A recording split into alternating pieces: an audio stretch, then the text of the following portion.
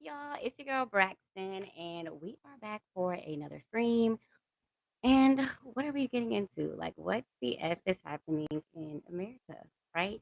And that's what we're going to be spending some time talking about. There's, of course, a different headline, something else going on in the world, in this country each and every day. And we are going to spend some time chit chatting about it, per usual. So, allowing everybody to come in. I'm going to get the chat up and going so I can see what is going on. Um, but we are live. We are live, and I'm excited about it. Oop, look at my mic. Acting crazy already. Doesn't want me to share my message, but we're going to get into it. We're going to get into it. Y'all, there's literally so much happening. Like, I literally just, it's something different every day. And I think everybody knows this, but it's just, it's interesting. It's interesting. And there's so much to talk about. I think today we'll talk about kind of all of the different things that are going on um, at HBCUs. There's a lot going on in pop culture. And honestly, I think we should just spend some time getting into it. So I'm still allowing a couple people to come in so that we can have the conversation. But I definitely have some topics and I'm really excited about it. So hope you guys are too. But without further ado, let's just dive right in. So last time, well, 2 times ago, when we first started the stream about a week ago, um, yeah, I was talking with you guys about some of the challenges that were happening at historically black colleges and universities. And a lot of the topics we talked about really centered the idea of, you know, with everything going on and with the pullback from DEI and a lot of just things happening in the world, we see that although HBCU students um, may not really have any take or any thoughts or any um, actions, right, in some of these fights, and some of these discrepancies and issues and schemes going on in the world, somehow they end up kind of getting the short end of the stick, right? And what we've seen is that many HBCUs have faced threats, funding challenges, right? Political attacks on DEI programs. And we can really tie this to the broader dismantling of spaces black, that center black excellence, right? And so it's been a challenge. And most recently, my alma mater, Tennessee State University, had um, a lot of individuals actually come to the school unwanted, unwarranted, and unpermitted, not permitted to be there. And honestly, just spent time bullying the students, antagonizing them, stressing them out, having signs basically telling them that DEI doesn't matter, and um, having signs that are telling them to leave and go away, and that they should be deported, and all of these very nasty things, right? And I'm proud of the students. The students, they fought back, right?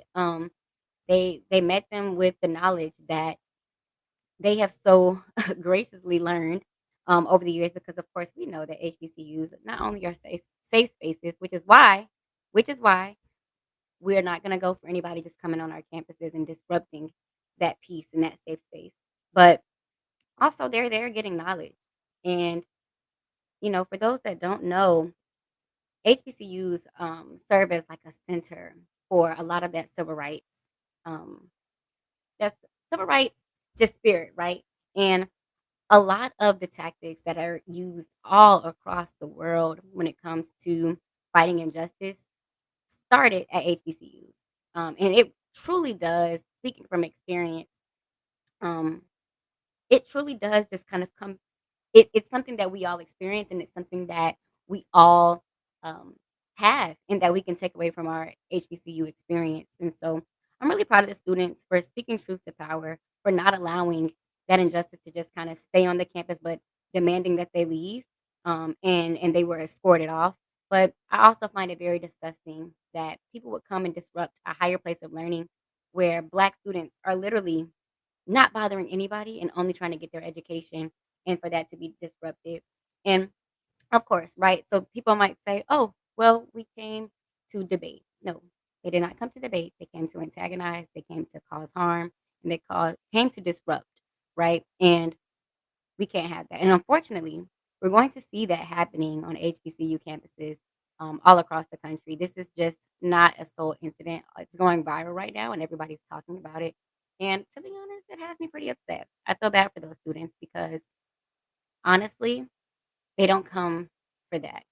And the racism, the disrespect, um, even some of like the misogyny and this terrible rhetoric that they were met with, they do not deserve. They do not deserve.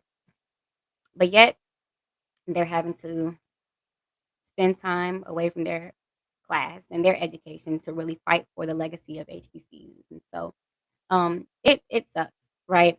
And like I said, we know that HBCUs aren't just schools, they're cultural sanctuaries, they're economic engines, and they are community builders. And so we have to protect them and protecting the pipeline of of black doctors, right? Lawyers, educators, we leaders, we produce them all, right? And so we have to truly do that. So the question that I want to leave with everybody is, do y'all feel like people really understand the true power of HBCUs? Or are they still overlooked as second class institutions? Like literally drop those in the comments. I really want to see what people are saying because as much as we value our education and as much as we know what we do and what we produce out into the world, we're still fighting these battles each and every day. And so I'm gonna leave that right there. The next thing I kind of wanted to touch on and talk about was something that I feel like is not being discussed enough, right?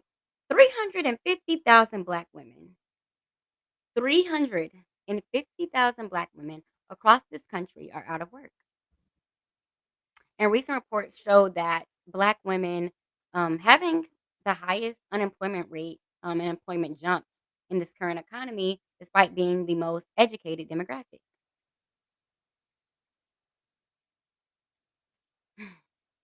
And I'll say this: it's not about qualifications, right? It's about systemic bias. This economic instability in industries kind of undervaluing black women's labor and all that we do to produce and contribute to this economy in this country, right? And I can kind of connect that back to how black women truly drive entrepreneurship, right? And side hustles are as survival and innovation. And I've seen in more ways than one in my personal life, in my peers, in my mentors. Um, I've seen things happen to black women as a result of just honestly being great, speaking truth to power, being excellent in their jobs, and it's still not being enough. And as much as we pour into this country and into a lot of the things that we do, we end up actually resulting back to our entrepreneurship, to our side hustles as survival, because honestly, of just the world not really valuing our contribution and what we bring to the table. Right, and it sucks because, like I said, we are the most educated group, in this country, and that's just facts. And so, yeah, it's crazy out here, and I'm seeing a lot of Black women having to turn to, these other endeavors, which is not necessarily a bad thing, but it sucks that people aren't valuing our contributions and what they bring. Um, and this is an economic crisis, whether people realize it or not. 350,000 Black women out of work is absolutely insane. And while it's an economic crisis, I guess it's also an opportunity in some ways. I mean, what happens if we take this opportunity to invest in Black women's leadership and their businesses, right? Um, this could be a turning point. Um, and honestly, I'm someone who has always dabbled in entrepreneurship as well as, you know, being employed. And I would always encourage like everybody out there, but specifically speaking to my fellow sisters, my black women, you know, having multiple streams of income. Because sometimes it's hard to really depend on um, society. And it's hard to depend on the fact that we'll always just be there, have the option to be there. Any day could change. And having our entrepreneurship and something that we built from the ground up to depend on, it helps with just feeling secure. It helps with that security, and it doesn't change the fact that this is a hard road. And entrepreneurship, let's not forget, entrepreneurship is not an easy road in itself. So, you know, as much as we can do, as much as we can do to stay afloat, right? And it just makes me think of this question that I always come back to, and it's something I ask myself, like, sis, how many of us are working, right, twice as hard for half the pay, or struggling to find fair work for the education and the experience that we have?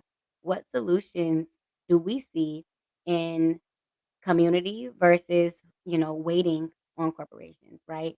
And how do we get there? What resources can we pull together? What does collective power, community building, um, community impact, where does all of that come into play to help build us up to have just our own? Because we know, and history has shown us time and time again, and the president is showing us that if we don't have each other, I don't know who will. So, on to a few lighter things, right? Rihanna had a baby, right? Our girl Riri had a baby Rocky. And she just welcomed, right, her I think her third child with ASAP. And I think that, beyond like the celebrity news, right? Rihanna represents just a blueprint, right, for being a black woman who is a billionaire. So she represents that like financial independence and um wealth building, but also she's a mogul, right? She's a mother, and she's just unapologetically herself, and I love that. And she's every day kind of redefining what it means to be able to balance both womanhood, motherhood, career, building an empire. And it's extremely inspiring.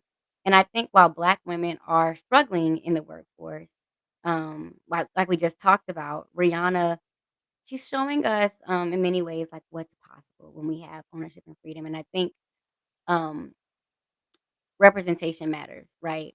I think sometimes it can seem so unattainable for us, right? Especially when we're dealing with the realities of what's happening right here. But it's great to see um, Black women that are pushing those narratives and pushing those doors open, and that are continuously like opening and surpassing those glass ceilings that have often been set for us, and just showing us that we can do it, but also giving back in a way that brings other people up, right? So I'm celebrating her joy, as a part of our cultural wins, right?